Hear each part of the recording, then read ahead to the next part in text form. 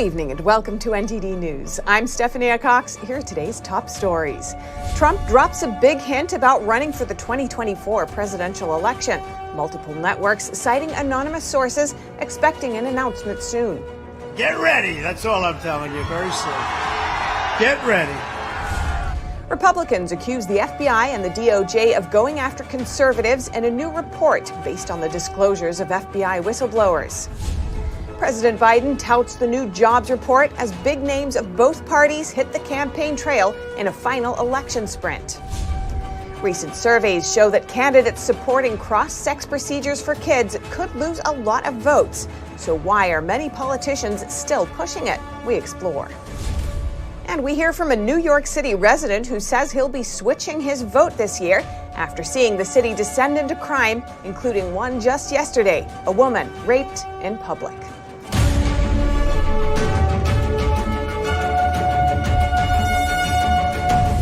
Will former President Trump run again in 2024? He just gave what is arguably the clearest signal so far about his decision. Here's a clip from what he said. In order to make our country successful and safe and glorious, I will very, very, very probably do it again, okay? Very, very, very probably. Very, very, very. Trump was speaking at a rally in Sioux City, Iowa on Thursday. His supporters cheered in response, and Trump added, "Get ready, that's all I'm telling you very soon." Trump was in Iowa campaigning for Governor Kim Reynolds and Senator Chuck Grassley. Both are Republicans seeking re-election. A number of former Trump advisors recently said that they expect Trump to formally announce his run for president soon. Multiple news outlets have also reported, citing anonymous sources, that Trump could officially announce his run for president as early as the week of November 14th. And House Republicans just released a 1,000-page report based on FBI whistleblower allegations. They accuse the FBI and the DOJ of getting political. An investigative journalist says this could impact Trump's potential 2024 run. NTD's Jason Perry has that story. Whistleblower after whistleblower has come forward over the past year to report abuses of power within the FBI and the Department of Justice. The alleged abuses range from covering up the story of Hunter Biden's laptop to investigating parents who spoke up at school board meetings. House Republicans on the Judiciary Committee have now released a 1,000-page report based on the whistleblowers' disclosures. They point out that most of the abuses target conservatives. And they accuse the FBI and the Department of Justice of going after people based on politics, which undermines the FBI's fundamental law enforcement mission. I believe that this report has a fair amount of authority. I spoke with Lee Smith, veteran journalist and author of The Plot Against the President. He said if former President Trump announces he is running for president, he expects the Department of Justice will try to bring charges against him, possibly for obstruction. But he said if Republicans take back the House, that might not be so easy. Will that make it harder for the DOJ to charge Donald Trump if there are people at the FBI and DOJ who are being investigated? If they continue to call down, if Republican representatives can continue to call down Merrick Garland and FBI Director Christopher Wray and other senior officials at DOJ and FBI, will they still be able to charge Donald Trump? I think it's going to make it a lot stickier for them to do so. Lee also gave credit to the whistleblowers for coming forward and risking their careers for the integrity of the agency. As of now, the FBI has retaliated against at least one whistleblower who spoke out. The GOP report says that all Justice Department and FBI employees have a right to speak with Congress, and they are encouraged to get in contact. The report can be found on the front page of the House Judiciary Committee website. Jason Perry, NTD News. We reached out to the FBI for comment. They said, quote, "We follow the facts without regard for politics. While outside opinions and criticism often come with the job, we will continue to follow the facts wherever they lead." The Bureau adds that they have testified to Congress about how they do their work. And a jury today acquitted former President Trump's former advisor and friend, Tom Barrack. He was facing charges of acting as a foreign agent during the Trump administration. Barrack chaired Trump's inaugural committee in 2017 and has been a longtime advisor. The Justice Department accused him of acting as an unregistered foreign agent for the United Arab Emirates, obstructing justice and making false statements to the FBI. The jury acquitted him on all 9 charges. Barrack's former assistant and co-defendant, Matthew Grimes, had also been accused of acting as a foreign agent. He, too, was acquitted on all charges. Barrack said he was happy as he came out of the courtroom. Trump praised the decision on Truth Social, saying that Barrack, quote, should have never been charged or tried. And President Biden today touted the latest jobs report that says big names of both parties enter the final sprint to Election Day. Here's NTD's Iris Tao with more. With Friday kicking off the final weekend sprint to Election Day, President Biden is stumping in California and touting his legislative wins. We worked so darn hard to write and pass the CHIPS and Science Act to turn things around. But we also know folks are still struggling with inflation. It's our #1 priority. That's why, with Mike's help and Scott's help, I signed the Inflation Reduction Act.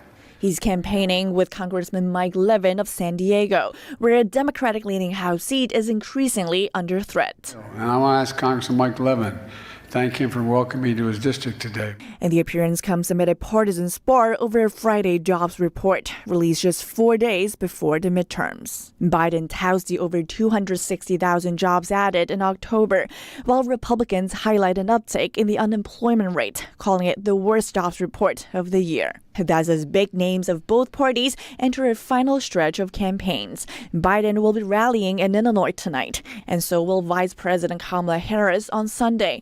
Top House Republican Kevin McCarthy is also in Illinois today, campaigning with a Republican congressional candidate. And on Saturday, Biden and former President Obama will rally together in Philadelphia. The two will campaign for gubernatorial candidate Josh Shapiro and perhaps more importantly for Senate candidate John Fetterman.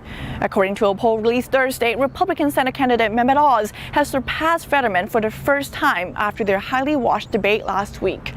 Reporting from the White House, Iris Tao, NTD News. And President Biden also commented on the protests in Iran. This is what he said during a political campaign in San Diego, California, yesterday. Don't worry, we're going to free Iran. They're going to free themselves pretty soon.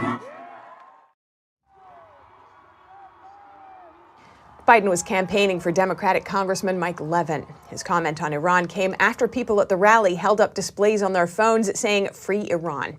Biden's remarks sparked outrage from the Iranian regime. John Kirby from the White House National Security Council later added that Biden was expressing solidarity and not signaling a new approach. People in Iran have been protesting the regime for over a month. That's after a 22-year-old woman died in police custody after her arrest for violating the regime's rules requiring hijabs for women. Close to 300 people have died in the protests so far. Reports say that the protests are still taking place. And new surveys show that the majority of voters don't agree with the direction of the transgender movement, and candidates who support it could lose a lot of votes, especially as it relates to children. A new survey by the Trafalgar Group found that almost 73% of voters say they're not likely to vote for a candidate who supports allowing minors to use puberty blockers or undergo cross-sex procedures. A different poll found that 75% of voters who have an opinion on the issue think the transgender movement has gone too far by encouraging cross-sex procedures for kids. NTD spoke with Alex Newman, a journalist and educator who spent a lot of time learning about the transgender movement. He says there's a lot of what he calls pseudoscientific studies claiming that cross-sex procedures are actually helping some children, when in reality that's not the case. Newman says there are two main reasons why many politicians, healthcare experts, and others still support the movement, even though a lot of citizens oppose it. The first reason is money. We're talking hundreds of thousands, maybe even millions of dollars over the life of this patient. You multiply that by thousands, hundreds of thousands, potentially even millions now as the number of self-proclaimed transgenders in America skyrockets upward, you realize there's a very, very powerful monetary incentive here for people to be promoting this. The second reason, Newman believes, is a subversive agenda. There are very powerful forces in this world who are determined to destroy the nuclear family because it is the transmission belt for values, for culture, for religion, for tradition, for civilization from one generation to the next. And just like Karl Marx understood that you need to destroy the family, the totalitarians of today understand this very well as well. According to Newman, the path doesn't end with transgenderism. He says influential people, like some who are associated with the World Economic Forum, are now promoting transhumanism. If we can transcend the sex, the biology, the biological gender that God assigned to us or nature assigned to us at birth. Well, why can't we transcend our humanity itself? Why do we have to be stuck in, as The Guardian called it, these ape-brained meat sacks when we could live forever and have superhuman powers if we just merge with technology and become transhumans? I think a lot of people have not connected the dots yet, but this ideology, this movement is very dark. It's very nefarious. Newman says, however, that we should always be compassionate with people who believe they were born in the wrong body. Reporting by Arian Pastar, NTD News. But what's the most compassionate way to help them? An oft-cited report indicates that cross-sex drugs and procedures lower the risk of suicide for minors. But an expert says that study is seriously flawed. NTD's Arlene Richards has more from her conversation with Jay Greene.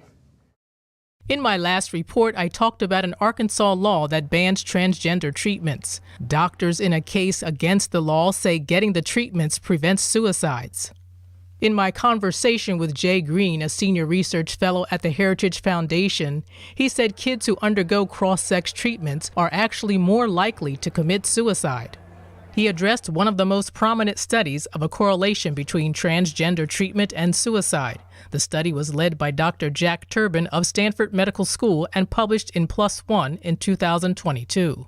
Turbin's study examined the results of a 2015 survey of more than 27,000 American adults who identify as transgender. Greene says Turbin's study is faulty. When you talk about faulty research, how is the research faulty? In other words, the research that is saying that drugs and surgical intervention will reduce suicide, how is that faulty? What they're doing is they're comparing those who sought and got the drugs when they were younger to those who sought and did not get the drugs when they were younger in terms of their current thinking about suicide. Greene said there are many problems with this approach, but there is one problem that stands out. One of the criteria for being eligible for the drugs is that you're supposed to be psychologically stable at the time. So if you were unable to get these drugs when you were a young person, one of the reasons why you'd be unable to get them is because you were not psychologically stable enough. But he says doctors are reluctant to treat the underlying mental health problems. A number of states and professional associations prohibit treating gender dysphoria by getting the child more comfortable in his or her own skin, or what they call conversion therapy. He says it's easier for doctors to prescribe the drugs and not focus on the psychological issues that cause kids to think they are in the wrong body. Arlene Richards, NTD News, New York. And in New York City, more details about a homeless man arrested in connection with the rape of a 43-year-old woman. She was attacked yesterday while out on a morning jog in West Village. Carl Fanor is also accused of attacking 2 other women earlier in the year and has a history of arrests. The New York Post put the number of arrests at 18, with an additional 7 sealed to the public. The attack comes amid a spike in crime in the West Village, an area filled with 19th century townhouses and cobblestone streets. The NYPD says some crimes in that precinct have increased by nearly 85% since last year, and residents in the area are growing worried. I spoke with a man who runs an art gallery there. Eli Klein's business is just steps away from yesterday's crime scene, a picturesque promenade overlooking the Hudson River. Eli Klein, welcome to our show. Thanks so much for joining us. Thanks for having me. Now, Eli, your art gallery's just across the street from where a horrendous crime took place yesterday morning, and it's a beautiful part of the city. How did you learn about the attack? I was actually, I live nearby as well, so I generally jog every morning with my dog, and I was jogging by at around 7:30 a.m., and I saw the area where I would usually run blocked off and all the police activity. And I asked them what's going on, and I learned about it then. As a resident and as someone with a business right there, right nearby, how does it feel to know something like that could happen? Well, unfortunately, I certainly knew something like that could happen prior to this happening. We've been, especially in the recent couple of years, we've been really seeing a lot of crime in the area and in New York generally. A lot of it has been too close to home, as this incident was. And it was obviously horrific hearing about it. Learning about the details was sickening. Delighted that they caught the perpetrator or the suspected.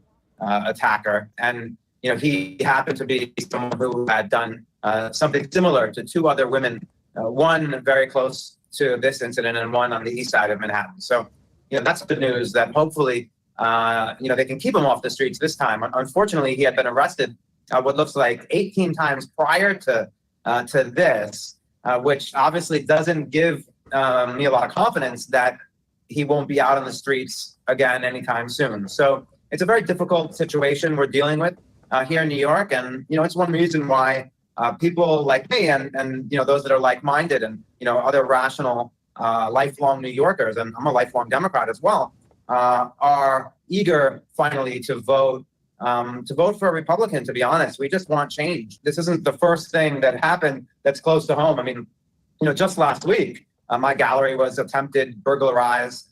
A couple weeks ago, there was a home invasion right next door. In February of this year, my longtime friend and someone who worked for me for 4 years named Christina Unali was stalked and brutally murdered in Chinatown by someone who had been arrested prior to killing Christina. And at some point, enough is enough. And we really do need something to change. And how confident are you that a Republican governor could lower crime? Oh, I mean, I'm born and raised in Greenwich Village. I've lived here my whole life. So I remember when New York City had to bring in Giuliani to fix our situation. A Republican mayor for the first time I can remember. And he did wonders with the crime situation in New York City. So, there's no question under Republican leadership, the policies and the initiative can be tougher on crime. And there's all sorts of things. I'm not an expert on this by any stretch of the imagination, but there's all sorts of things like cashless bail and other things that, at this point, really, a lot of people are just like, enough is enough. And, our current governor seems to have no real motivation to change any of these things. The first time I heard her, really talking or trying to talk tough on crime was when polling showed that, Lee Zeldin could win this election. And that doesn't inspire confidence. And certainly we don't trust, and I don't trust, that she will actually, do the tough things that are necessary in order for us to reverse this negative course that we're on and start cleaning up the city. I mean, it just seems to get worse every day. I've had more run-ins with unfortunate run-ins, close to me, close to my family, close to my home this year than I've ever had in a similar time frame in my life, by far. So, when people say, well, crime was worse in the 1980s in New York, maybe so, but it certainly doesn't seem that way. And we're not in the 1980s. We prefer things to get better and better, or at least remain stagnant. When things are going downhill so rapidly, it's clear that it's time for a change. And you're obviously not the only New York Democrat saying they'll vote for Republicans this midterm. How many people do you know who feel this way? I really do know a lot, in person and online. I am relatively active on Twitter since 2020, and have connected with a lot of other New York Democrats that will be voting Republican this time as well. I think what we have here in New York is an awkward situation where a lot of people in New York City want change as well, can't vocally tell other people that they're voting Republican because it's almost like a cancelable offense here. But when they get into, a kind of a private voting situation on Tuesday, you can bet that they will be voting red down the ticket. All right. Fascinating. Thank you so much, Eli Klein. Great to speak with you. Thanks so much for having me again. At the time of Christina Unali's murder, her accused killer had been released from jail without bail after a string of misdemeanor arrests. The suspect in yesterday's attack, Fanor, was in court today and remains in custody. Yesterday's victim is recovering in the hospital. And if you'd like to reach out with feedback or news tips for our show, please do by emailing us at eveningnews@ntd.com. We're always glad to hear from you. And coming up, over $10,000 donated to Democratic candidates facing competitive midterm races. They all come from a top lobbyist for Chinese telecom giant Huawei. College football, it's number 1 versus number 2 this Saturday in a rare Titanic matchup. NTD's Dave Martin has the story, that and more, coming up.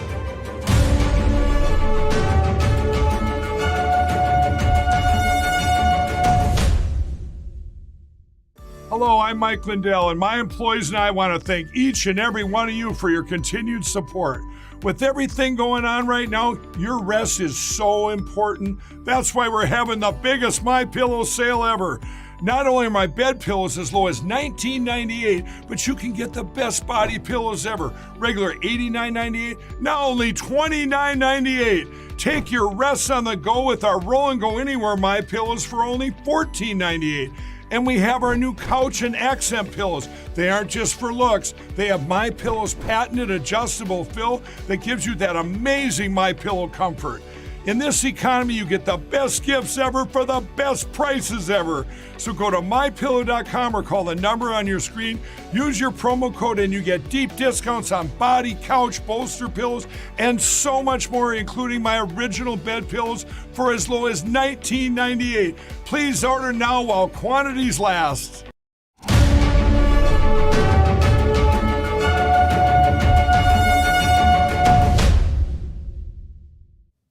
A top lobbyist for Chinese telecom giant Huawei has donated to several Democratic candidates' midterm campaigns. The federal government deems Huawei a national security threat for its close links with the Chinese communist regime. Thomas Greene is a senior counsel at multinational law firm Sidley Austin and a top lobbyist for Chinese telecom giant Huawei.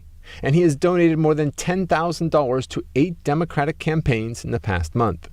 This is according to data from Open Secrets, a nonprofit group that tracks political spending. The money went primarily to Democrats facing competitive races in battleground states. The Huawei lobbyists donated $2,000 each to Senator Mark Kelly of Arizona and Senator Raphael Warnock of Georgia, $1,500 to Ohio Senate candidate Tim Ryan, another $1,500 to Pennsylvania Senate candidate John Fetterman, $1,000 to Sherry Beasley, who's running for the U.S. Senate in North Carolina, $1,000 to Mandela Barnes, who's running for the U.S. Senate in Wisconsin, another $1,000 to Senator Catherine Cortez Masto of Nevada, and $500 to Maryland congressional candidate Glenn Ivey. Greene has helped to lead Huawei's lobbying team since 2019, when the company hired his law firm to lobby for its interests. And now over to sports news. Here's NTD's Dave Martin with today's top stories. The Brooklyn Nets have suspended star guard Kyrie Irving for 5 games without pay, explaining that they were dismayed that, quote, when given an opportunity in a media session, that Kyrie refused to unequivocally say he has no anti-Semitic beliefs, nor acknowledge specific hateful material in the film. Accordingly, we are of the view that he is currently unfit to be associated with the Brooklyn Nets. Irving then posted an apology on Instagram saying, quote, to all Jewish families and communities that are hurt and affected from my post, I am deeply sorry to have caused you pain, and I apologize. Nets general manager Sean Marks said the apology was a good start, but Irving will also have to undergo counseling as well as a meeting with Jewish leaders in the Brooklyn community before he can rejoin the team.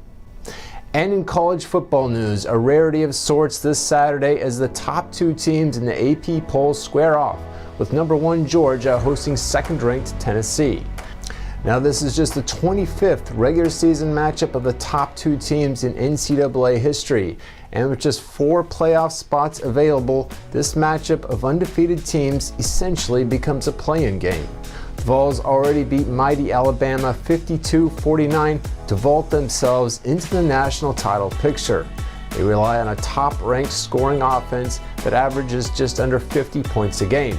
Defending champion Georgia, meanwhile, boasts the nation's second-ranked scoring defense at just over 10 points a contest and are currently 8.5-point favorites. And for your sports viewing this evening, 12 NBA games are planned for tonight, including one with the lone unbeaten team, the Milwaukee Bucks, playing at Minnesota. Meanwhile, the NHL has just 1 game scheduled for tonight, with Carolina hosting Buffalo. And finally, for you college football fans, 23rd ranked Oregon State takes on Washington tonight at 10:30 Eastern. And that's all for your sports. Back to you, Steph. Thanks, Dave. And thanks to you. We look forward to seeing you again soon. Until then, I'm Stephanie Cox. Good night.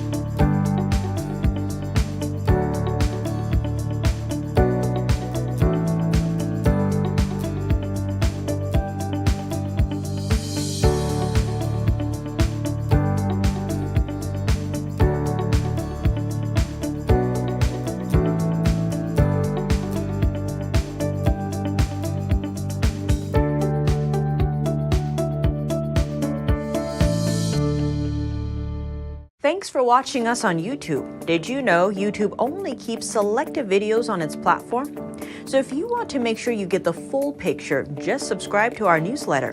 Go to newsletter.ntd.com and sign up. It's free.